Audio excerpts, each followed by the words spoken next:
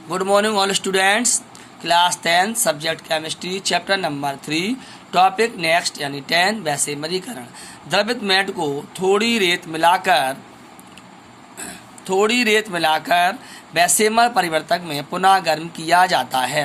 यानी कॉपर पायलाट से कॉपर प्राप्त करने के लिए विस्थापन, भर्जन, प्रगलन आदि प्रक्रिया करने के बाद उसे द्रवित मेट जो प्राप्त होता है उसमें थोड़ी सी रेत मिलाकर उसे हम वैसेमर परिवर्तक में पुनः गर्म करते हैं।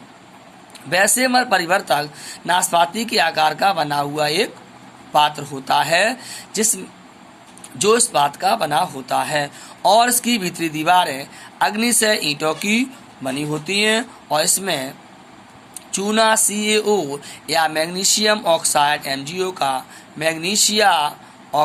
MgO का स्तर लगा रहता है। आधार से कुछ ही ऊंचाई पर ट्यूबवेल लगे होते हैं जिससे होकर वायु का झोंका परिवर्तक में प्रवेश करता है। इससे आधार से कुछ ऊंचाई पर कुछ एक ट्यूबवेल लगा होता है जिससे गर्म हवा अंदर डाली जाती है। परिवर्तक एक स्टैंड पर इस प्रकार लगा होता है जिससे उसे ऊपर नीचे आसानी से घुमाया जा सके। अभिक्रिया पूर्ण होने पर पदार्थों को उड़ेल कर इसे खाली कर लिया जाता है। मेट में उपस्थित फेरस सल्फाइड, उसमें जो मेट होता है वैसेमरीकरण में मेट में उपस्थित फेरस सल्फाइड यानी FeS वायु से ऑक्सीकृत होकर फेरस ऑक्साइड बनाता है। मेट में FeS जो अशुद्धि होती है यानी फेरस सल्फाइड वो ऑक्सीजन O2 से क्रिया करके FeO फेरस ऑक्साइड और SO2 गैस बनाता है। SO2 गैस हवा में विलीन हो जाती है। फेरिक ऑक्साइड पुनः सिलिका यानी SiO2 से क्रिया करके धातुमल बनाता है। Ferric oxide FeO plus SiO2 इसमें बालू मिलाते हैं तो आपका FeSiO3 यानी धातुमल बना फेरस सिलिकेट धातुमल। इसके बाद third point cuprous sulphide Cu2S। फिर भी इस प्रक्रिया के बाद भी उसमें क्यूप्रस सल्फाइड Cu2S का कुछ भाग बचा रहता है जो कुछ भाग क्यूप्रस ऑक्साइड Cu2O में बदल जाता है।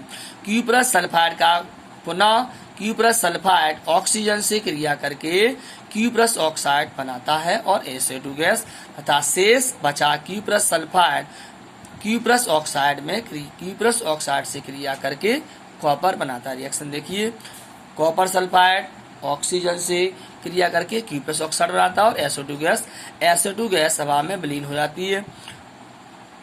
पुनः उसमें जो अशुद्धि होती है कॉपर सल्फाइड की जो कुछ अशुद्धि बच जाती है कॉपर सल्फाइड की वो पुनः क्यूप्रस ऑक्साइड से क्रिया करता है और कॉपर Cu बनाता है तथा SO2 गैस जो कि विलीन हो जाती है।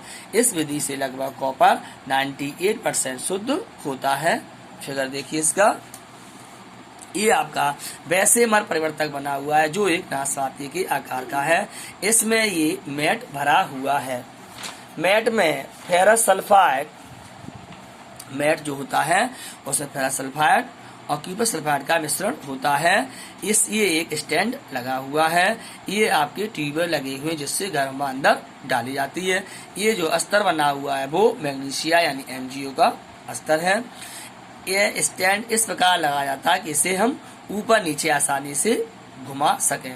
इस प्रकार से इसमें जो मेट भरा हुआ है वो ऊपर से ट्यूबवेल लगा होता है, इससे गर्म हवा अंदर डाली जाती है और ये इस मेट से स्टैंड इस प्रकार लगाते हैं कि ये इसे ऊपर नीचे घुमा सकें और आसानी से हम इस मेट से कॉपर प्राप्त कर सकते हैं। Thank you.